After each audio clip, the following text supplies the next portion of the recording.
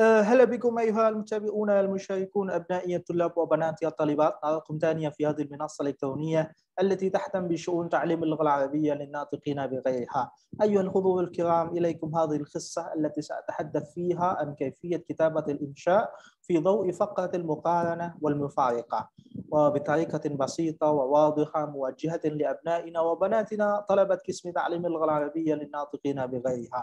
Insya Allah pada kesempatan hari ini kita akan diskusi bareng tentang bagaimana menulis insya ya karangan bahasa Arab tapi menggunakan pola perbandingan dan pertentangan ya. Ana la uridu an atila alaikum fad'uni an ahudakum ila hadhihi asy-syasha al-jahiza amamakum ya. Kita lihat slide-nya sama-sama. Latihan menulis insya model paragraf eksposisi secara umum dan perbandingan dan pertentangan secara khusus. Oke. Fil bidayah muqaddimah, sebagai muqaddimah ya, تعتبر فقرة المقارنة والمفارقة من أهم ألوان تطور الفقرة العربية والتي تسمى بالإنجليزية exposition paragraph ya. Jadi paragraf perbandingan dan pertentangan itu merupakan jenis pengembangan penulisan paragraf eksposisi ya. Jadi paragraf eksposisi itu apa? Wal ardhiyah hiya faqratun tahtawi ala iddat minal ma'lumat. Jadi eksposisi itu adalah suatu teks atau paragraf yang mencakup beberapa informasi. Nah, dari eksposisi tersebut dikembangkan menjadi pola khusus ya. Ada pola eksposisi proses, yakni faqratul marakhil wal khutuwat atau eksposisi definisi ya, faqratut ta'rif atau eksposisi ilustrasi atau al-ardhiyah at-tasawwuriyah atau posisi perbandingan dan pertentangan. Ya, nanti definisinya bisa dilihat di gambar ini. Jadi eksposisi adalah sebuah teks atau paragraf yang memiliki atau mencakup beberapa informasi. Ya, sedangkan menurut KKBI, menurut Kamus Indonesia Besar itu ya, yaitu teks yang tujuannya hanya untuk menjelaskan tujuan dan maksudnya seperti apa, gitu ya. Nah, tapi secara khusus kita akan membahas tentang eksposisi perbandingan dan pertentangan saja. Nah, langsung saja. Mafhum faqrah al-muqaranah wal mufariqah. Bibasata innaha al-mufariqah baina syakhsain aw makanain aw syai'ain ya'ni tawdih al-ikhtilaf bainahuma. Jadi paragraf pertentangan adalah paragraf yang membandingkan atau mempertentangkan antara dua orang atau dua tempat atau dua benda yang hanya fokus mencari perbedaannya saja.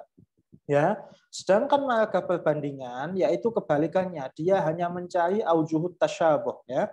Dia mencari sisi persamaannya saja. Kalau mufariqah itu mencari sisi perbedaan, kalau muqaranah itu mencari sisi persamaan ya. Gampangannya perbandingan itu adalah paragraf perbandingan adalah paragraf yang gagasan pokoknya persamaan dua objek atau lebih secara kasat mata. Jadi persamaan dua objek atau lebih, ingat ya, dua objek secara minimal, boleh lebih daripada dua objek. Nah, sedangkan paragraf pertentangan adalah paragraf yang hanya menyatakan perbedaan. Nah, di sini para ahli berbeda pendapat ya, bahwasannya perbandingan itu sudah mencakup pertentangan. Tapi ada yang memisahkan bahwasannya perbandingan dan pertentangan itu dibedakan. Nah, tidak bisa disamakan. Nah, kita tidak membahas tentang itu. Yang kita fokuskan adalah bagaimana kita mampu menulis insya atau karangan berbahasa Arab dengan dua model teks perbandingan dan pertentangan. Nah, kalau menurut pakar lain, ya pertentangan hanya mencari perbedaan, tapi kalau perbandingan bisa mencari persamaan, juga bisa mencari perbedaan, seperti futsal dan sepak bola. Di samping keduanya memiliki persamaan, tapi keduanya tentu memiliki perbedaan, gitu ya. Itu secara umum. Selanjutnya khasa'is nusus al-dil muqaranah ya, al-diyah itu teks eksposisi ya. Bagaimana kita mengenal ciri-ciri teks eksposisi perbandingan. Yang pertama adalah menyajikan gagasan pokok dengan membandingkan dua objek dalam paragraf. Ingat ya, maksimal harus dua objek ya. Kita tidak mungkin membandingkan satu objek saja. Nah, lebih daripada dua objek boleh. Nah, yang kedua, menelaah sesuatu secara umum yang telah diketahui oleh orang banyak. Ingat, yang kita cari persamaan dan perbedaannya ini adalah sesuatu yang sekiranya khayala itu sudah tahu. Ya, kayak futsal dengan sepak bola, banyak mereka yang tahu bahwasanya oh persamaannya ini, perbedaannya ini. Nah, yang ketiga, paragraf ini bersifat independen, tidak memihak salah satu objek serta penjabaran bersifat informasi. Dalam artian ketika kita membandingkan dua sesuatu, kita tidak berat sebelah, ya. Jadi dalam satu teks itu, satu paragraf itu kita lebih condong ke A atau kita lebih condong ke B, nah, tidak seperti itu. Tapi porsinya sama, 50%, 50%. Kalau memang 100% ya harus 100% keduanya. Yang keempat adalah penjelasan yang di dalamnya harus diberi data-data akurat. Ya, seperti informasi tadi. Akurat, kenapa bisa dikatakan akurat? Karena sudah diketahui oleh banyak orang. Nah, gitu ya. Yang kelima, dalam penulisannya seringkali menggunakan kata hubung seperti apa? Jika dibandingkan dengan, atau seperti, atau sama dengan, atau selaras, selaras dengan, atau demikian juga, atau sesuai dengan, dan lain sebagainya. Itu dalam bahasa Arab. Kalau dalam bahasa Indonesia, kalau mungkin dalam bahasa Arab bisa binisbah lidzalika au alawatan an dzalika rahmadzalika bil isyara ila apa, atau idhofatan ala, idhofatan ila, dan lain sebagainya. Itu ciri-ciri khas kata yang biasanya digunakan dalam proses penulisan teks pola perbandingan. Nah, selanjutnya yang perlu diperhatikan dalam menulis paragraf insya adalah tidak jauh beda dengan yang dulu. Yang pertama adalah Saman harus menyusun kerangka karangan untuk mempermudah proses. Ya, artinya Saman susun dulu ide-ide pokoknya, ya. Setelah itu yang kedua, biar terjemahan kita, kalau misalnya kita menerjemahkan dari Indonesia ke Arab, ya, sebisa mungkin kita menggunakan kata-kata yang populer sesuai dengan konteksnya. Ya, bahasa Arab itu bahasa yang sangat kaya, bisa jadi satu kata itu memiliki banyak makna. Oleh karena itu kita carikan kata yang paling pas, yang paling sesuai dengan konteksnya, atau yang paling mendekati daripada konteks tersebut. Nah, setelah itu kita tarkib, ya, kita struktur ulang, ya, kita susun lagi. Nah, setelah selesai, yang ketiga jangan lupa kita harus menelaah ulang atau merevisi hasil tulisan yang sudah kita buat tadi. Ya, jadi ini kurang lebih 3 langkah praktis yang umum dan banyak dari kita yang lalai daripada 3 tersebut. Ya. Selanjutnya kita langsung ke contohnya saja ya. Kita membahas tentang contoh yang pertama adalah contoh perbandingan. Nah, kita akan membandingkan antara iPhone dan Samsung ya. iPhone terbaru saat ini adalah iPhone 12 Pro Max ya. Samsung yang terbaru hari ini adalah Galaxy S21 Ultra. Nah, 21 Ultra. Nah, ingat ya, perbandingan itu mencari sisi persamaannya, meskipun dibolehkan juga mencari sisi perbedaannya. Tapi kalau pertentangan hanya mencari sisi perbedaannya. Ya. Oke, ini yang saya garis merah, ini adalah ide pokoknya. Ya. Birahmil ikhtilafat al-mawjuda bainal iPhone wal Galaxy, illa annahu tadillu hudaka asya mustaraka katsira bainahum. Meskipun ditemukan banyak perbedaan antara iPhone dan Galaxy, maksudnya Samsung Galaxy, namun di sana tetap memiliki banyak persamaan di antara keduanya. Ya, gitu ya, itu ide pokoknya. Awwalu hadhil asya. Nah, yang pertama di antara persamaan tersebut adalah suhulatul idkhal al-mu'tamad bisyaklin asasi ala syas al-hasalil lams. Nah, keduanya sama-sama bisa touchscreen ya. Mudah masuknya hanya dengan menggesek layar yang ada di depannya itu. Jadi istilahnya kita sama-sama menggunakan sistem touchscreen.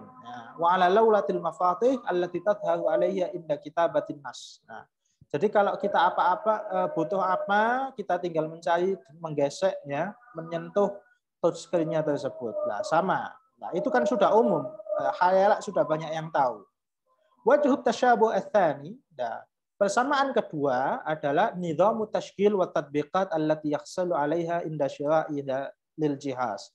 Jadi adalah sistem penggerak atau aplikasi yang didapatkan ketika membeli handphone keduanya. Nah, jadi kalau iPhone itu berbasis iOS ya, tapi kalau Samsung berbasis Android. Tapi keduanya sama memiliki sistem atau aplikasi yang bisa didownload melalui aplikasi masing-masing. Nah, gitu.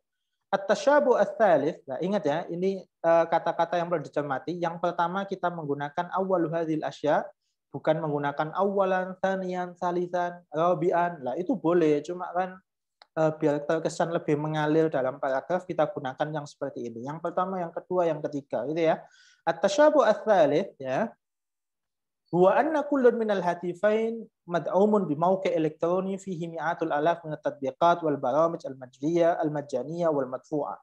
Persamaan ketiga bahwasanya kedua HP ini support dengan aplikasi elektrik yang mendukung beberapa aplikasi yang sifatnya gratis dan berbayar ya. Kalau iPhone bisa ada aplikasi gratis dan berbayarnya dan sudah disiapkan melalui App Store ya. Sedangkan kalau Samsung sudah ada aplikasi yang sudah situs tertentu yang sudah menyiapkan banyak aplikasi baik secara gratis dan berbayar, yaitu Google Play Store ya gitu ya. Kalau Oppo misalnya ada Oppo Play Store sendiri ya. Kalau Samsung mungkin ada, setahu saya ya umumnya Android ya pakai Google Play Store ya. Ma qauli nisbatin ma'qulah minal baramij al-mawjudah ala kulli jihazin minhum mutawaffira lil akhari aidan. Nah, itu kurang lebihnya kita cari persamaannya. Selanjutnya kita menelaah tentang contoh paragraf pertentangan ya. Pertentangan ingat dia hanya fokus mencari perbedaannya saja ya. Kita akan mencari perbedaan antara blog dan website ya. Blog itu ya tahulah ya, dia lebih familiar daripada website zaman dulu ya, karena website dulu mahal lah, kalau blog di mana-mana. Tujad ikhtilafat katsira baina insya mauqi wa baina amal mudawwana. Ini yang saya kasih tanda merah adalah gagasan utamanya, ide pokoknya. Terdapat beberapa perbedaan antara membuat situs website dan membuat blog. Ya. Perbedaannya apa? Ingat ya, di sini tidak menggunakan awalan, tsaniyan, tsalisan, tapi kita biar lebih mengalir, kita gunakan kata yang maknanya mungkin bisa hampir menyerupai awalan, tsaniyan, wa tsalisan, gitu ya. Awal ikhtilaf huwa, perbedaan pertama yaitu kamiyatul khibrah wal ma'rifah al matluba, yaitu porsi pengetahuan dan pengalaman yang harus dimiliki ya. Jadi harus wawasannya, pengetahuannya juga luas ya. Fa insya'ul mawqi' mawaqi' yahtaj li khibrah bal majiyah fi khinin anna amal mudawwana ma yahtaj li ayyi naw'in min al khibrah. Membuat website itu membutuhkan pengalaman tentang sistem informasi yang lebih banyak daripada membuat blog yang dia tidak menggunakan banyak pengalaman dan pengetahuan ya, karena tutorialnya mudah. Nah, wal ikhtilafu tsani, nah, perbedaan kedua yumkin fi kamiyatil waqt wal juhd al mabdulain, yaitu tentang waktu yang akan diberikan atau waktu yang dibutuhkan untuk membuat keduanya ya. Fa insya'ul mauqi' wa balmajatuhu yahtaju li waqtin wa juhdin kabirain. Nah, membuat website itu menggunakan waktu dan usaha yang lebih effort lagi, yang lebih banyak dan lebih lama dan panjang lagi. Sedangkan membuat amma 'alal mudawwanat fa yahtaju li daqa'iq ma'dudah. Sedangkan membuat blog itu hanya butuh beberapa detik ya, meskipun ini istilahnya beberapa detik karena saking cepatnya, meskipun tidak mungkin beberapa detik ya, tapi mungkin menitan, nah, meskipun 5 menit, 10 menit atau 4 jam gitu ya. Wal fariqus tsalits, perbedaan ketiga wal aham dan yang paling penting yumkin fi suhula fil idhafa wa ta'dil ya. Mudah dalam pola settingnya ya, atau kita sematkan ke berbagai media itu lebih mudah. Kemudahan dalam hal itu perbedaannya.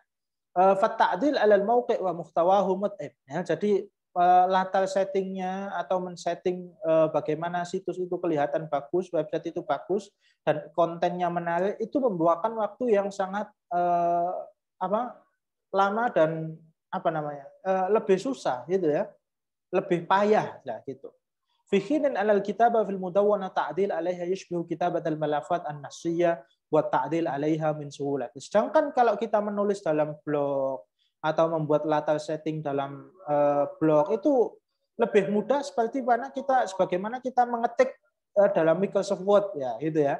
Kalau mau mengevaluasi, merevisi atau men-setting ulang juga mudah karena fitur-fiturnya terbatas dan tidak membutuhkan pengetahuan yang lebih luas atau waktu yang lebih panjang, juga isinya ya ITA itu aja kalau blog gitu ya, karena terbatas dan sifatnya gratis. Sedangkan kalau website itu ada yang berbayar, ada yang setahun, ada yang beberapa bulan dan lain sebagainya. Oke. Saya kira itu yang bisa kita diskusikan terkait teks perbandingan dan pertentangan ya. Sebagai penutup, la takhaf fi insya'ik. Jangan takut salah ketika zaman menulis insya ya. Yang jelas faktub waktu. Pokoknya nulis dan nulis saja. Innal akhta alladhi yata'allam al-minha al-insan fa innahu laysat akhta. Karena kesalahan yang diperoleh manusia dalam proses pembelajaran sebenarnya itu bukan sebuah kesalahan, namun itu adalah sebuah tangga yang nantinya akan membawanya ke dalam jalan kesuksesan. Ingat ya, dalam menulis insya tidak perlu salah. Fannasu min khaufil khata'i fil khata'i. Kalau kita merasa di depan sudah merasa salah, ya sebenarnya kita itu sudah salah. Belum mencoba kok sudah takut salah. Oke, saya kira cukup. Nashkurukum ala husnil insat wal mutaba'ah. Thankful attention. Narakum kanan fil usbu'il qadim. Tamanniyati daiman lakum bitaufiq wassadad daiman. Assalamualaikum warahmatullahi taala wabarakatuh. Wada'a.